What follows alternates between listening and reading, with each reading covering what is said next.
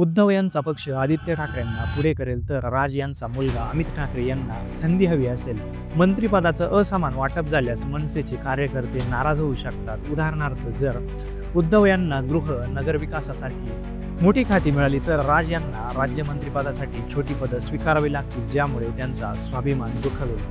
नमस्कार मंडळी, महाराष्ट्राच्या राजकारणामध्ये सध्या एकच चर्चा आहे, राज ठाकरे आणि उद्धव ठाकरे यांची युती. ही युती होणारच नाही, कारण याच्या पाठीमागे काही कारणं आहेत. दोन ठाकरे आणि एक मंच, आणि त्यातही मराठी अस्मितेचा जिता येऊन स्वतंत्रपणे लढणारे दोन योद्धे, हे एकत्र येणे म्हणजे सूर्य आणि चंद्र एकाच आकाशामध्ये येण्यासारखं आहे. पण समजा जर चमत्कार झाला आणि ही युती खरंच झाली तर काय होईल? काय काय अडचणी येतील? चला तर या राजकीय थरारक गोष्टींचा उलगडा करूया.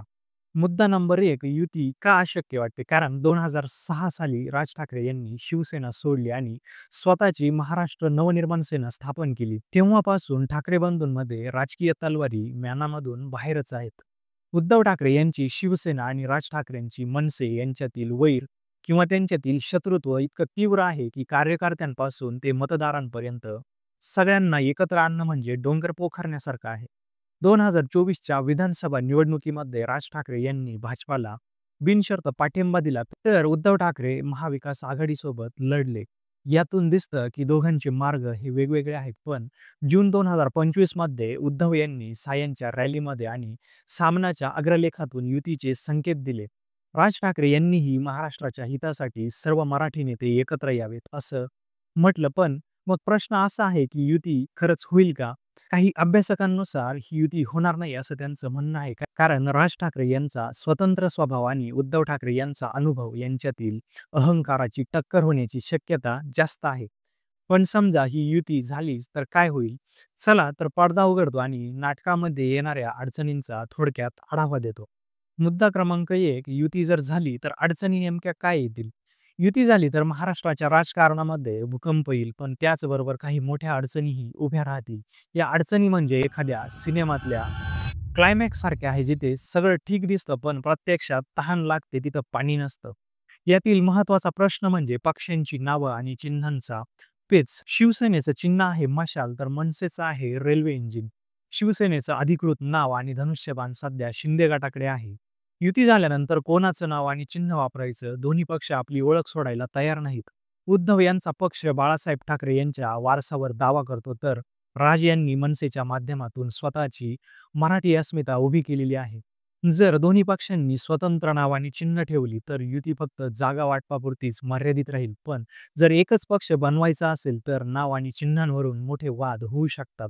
उदाहरणार्थ, शिवसेना नावासाठी दोघंही दावा करू शकतात आणि कार्यकर्त्यांचा अहंकार यामध्ये आड येईल. आता ह्या गोष्टीवर जर काही उपाय आपण जर बघितले तर युतीसाठी नवीन नाव जसं की मराठी एकता आघाडी आणि आणि तात्पुरतं संयुक्त चिन्ह निवडणं शक्य आहे. पण यासाठी दोन नेत्यांना त्यांचा अहंकार गाडावा लागेल आणि कार्यकर्त्यांना विश्वासात घ्यावं लागेल. आणि त्यानंतर प्रश्न येतो मंत्रिपदांचे वाटप, कोणाला काय मिळणार? युतीनंतर जर सत्ता मिळाली तर मंत्रिपद आणि महत्वाची खाती कोणाला मिळणार? शिवसेनेकडे 2024 मध्ये 20 आमदार आहेत, तर मनसेचा फक्त 1 आमदार. यामुळे उद्धव यांचा पक्ष मोठ्या भावाच्या भूमिकेत असेल आणि राज यांना कमी जागा मिळाल्यास त्यांचा अहंकार दुखावू शकतो.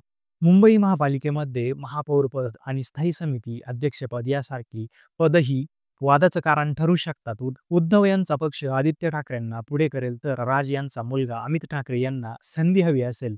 मंत्रिपदाचं असमान वाटप झाल्यास मनसेचे कार्यकर्ते नाराज होऊ शकतात. उदाहरणार्थ, जर उद्धव यांना गृह नगरविकासासारखी मोठी खाती मिळाली तर राज यांना राज्यमंत्रिपदासाठी छोटी पदं स्वीकारावी लागतील, ज्यामुळे त्यांचा स्वाभिमान दुखावेल. या गोष्टींवर जर आपण उपाय बघितले तर संतुलित वाटप हाच एक मार्ग आहे. टीएमसी मध्ये महापौरपद आणि स्थायी समिती अध्यक्षपद यापैकी एक एक पद दोन्ही पक्षांना देऊन समतोल राखता येईल. विधानसभेमध्ये सत्ता मिळाल्यास मनसेला 2-3 मंत्रिपदं देऊन समाधान करता येऊ शकतं. त्यानंतर मुख्य प्रश्न असेल तो म्हणजे मुख्यमंत्रीपद. कोण बनेगा सीएम? मुख्यमंत्रीपद हा युतीतला सर्वात मोठा पेच आहे. उद्धव ठाकरे 2019 ते 2022 मध्ये मुख्यमंत्री होते आणि त्यांचा पक्ष त्यांना पुन्हा सीएमच्या खुर्चीवर पाहू इच्छितो. दुसरीकडे राज ठाकरे यांनी कधीच सीएम पदाचा दावा केला नाही, पण त्यांचा स्वतंत्र स्वभाव पाहता ते उद्धव यांच्याखाली सहजपणे काम करतील असं मला वाटत नाही. कारण जर युतीनंतर सत्ता मिळाली आणि उद्धव यांना सीएम पद मिळालं तर राज यांच्यासाठी उपमुख्यमंत्रीपद किंवा मोठं मंत्रिपद स्वीकारणं कठीण होईल.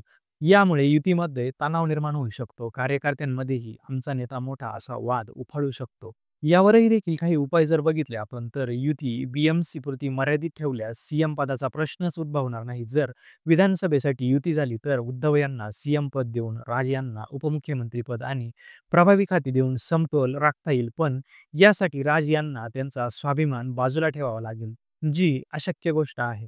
त्यानंतर कार्यकर्त्यांचं मनोबल आणि वैचारिक मतभेद याही गोष्टीचा आपल्याला विचार करायला हवा. कारण गेल्या 20 वर्षामध्ये शिवसेना आणि मनसेचे कार्यकर्ते एकमेकांविरुद्ध लढत आहेत. त्यांना एकत्र आणणं म्हणजे आग आणि पाणी एकत्र करणं.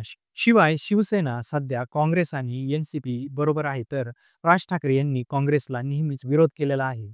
युती झाल्यास काँग्रेससोबतच्या संबंधांवरून वाद होऊ शकतो. कार्यकर्त्यांमध्ये नाराजी पसरू शकते आणि युतीच्या प्रचारामध्ये एकजूट दिसणार नाही. काँग्रेससोबतच्या युतीवरून मनसेचे कार्यकर्ते बंड करू शकतात. आता यावर जर आपण काही उपाय बघितले तर युतीला मराठी अस्मितेच्या मुद्द्यावर केंद्रित ठेवून काँग्रेससारख्या पक्षांपासून अंतर राखणं हा एक मार्ग आहे. कार्यकर्त्यांना विश्वासात घेण्यासाठी संयुक्त सभा आणि मराठी एकतेचा संदेश प्रभावी ठरू शकतो. याचबरोबर आपण भाजप आणि शिंदे गटाचा नेमका काय डाव चाललेला आहे तेही आपण थोडक्यात बघू. उद्धव ठाकरे यांनी जून 2025 मध्ये आरोप केला की भाजप आणि शिंदे गट राज-उद्धव युती रोखण्यासाठी सक्रिय आहेत. भाजपाला मराठी मतांचं एकीकरण नको आहे कारण यामुळे त्यांना शिंदे गटाला मुंबईमध्ये धोका निर्माण होईल. युती झाल्यास भाजप आणि शिंदे गट मराठी हिंदी मतांचं ध्रुवीकरण करतील. शिंदे गटाने राज यांना खुली ऑफर दिलेली आहे आणि भाजपाने जून 2025 मध्ये राज यांची फडणवीसांशी भेट घडवली. यामुळे राज ठाकरे युतीऐवजी महायुतीकडे झुकण्याची शक्यता आहे. आणि समजा जर राज-उद्धव युती झाली तर ही युती टिकवण्यासाठी उद्धव आणि राज यांना भाजपाच्या डावपेचांवर मात करावी लागेल. यासाठी मराठी मतदारांना एकत्र आणणारा मजबूत प्रचार आणि संयुक्त रणनीती करायला हवी.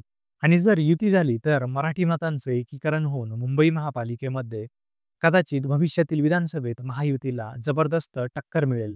पण ही युती टिकवणं म्हणजे प्रत्यक्षात ज्वालामुखीवर चालण्यासारखं आहे. दोन ठाकरे बंधूंचा अहंकार, कार्यकर्त्यांचं शत्रुत्व आणि भाजपाचा दबाव यामुळे युती तुटण्याची शक्यता जास्त आहे. आणि सुरुवातीला जो मुद्दा मांडला होता की ही युती होणारच नाही, त्याचं कारण असं आहे की राज ठाकरे यांचा स्वतंत्र स्वभाव आणि उद्धव यांचा अनुभव यांच्यातील टक्कर युतीला अडथळा ठरेल. पण जर चमत्कार झाला आणि युती झाली तर आधी नमूद केलेल्या किंवा आधी मांडलेले मुद्दे ते म्हणजेच पक्षांची नावं, मंत्रिपद, मुख्यमंत्रीपद आणि कार्यकर्त्यांचं मनोबल या सगळ्यांवर मात करावी लागेल. या सगळ्या गोष्टींवर किंवा ह्या मुद्द्यांवर तुमचं वैयक्तिक काय मत आहे? महाराष्ट्राच्या या राजकीय रंगमंचावर ठाकरे बंधू एकत्र येतील का? की हा फक्त एक राजकीय डाव असेल? युती झाली तर ती टिकेल का? आणि आणि सर्वात महत्त्वाचं तुम्हाला काय वाटतं? कोण बनेगा मुख्यमंत्री? याबद्दल तुमची मतं कमेंट सेक्शनमध्ये नक्की कळवा. आणि जर हा व्हिडिओ आवडला असेल तर व्हिडिओला एक लाईक करा, शेअर करा. भेटू पुढच्या एका नवीन भागामध्ये एका नवीन मुद्द्यावर. तोपर्यंत जय हिंद, जय महाराष्ट्र.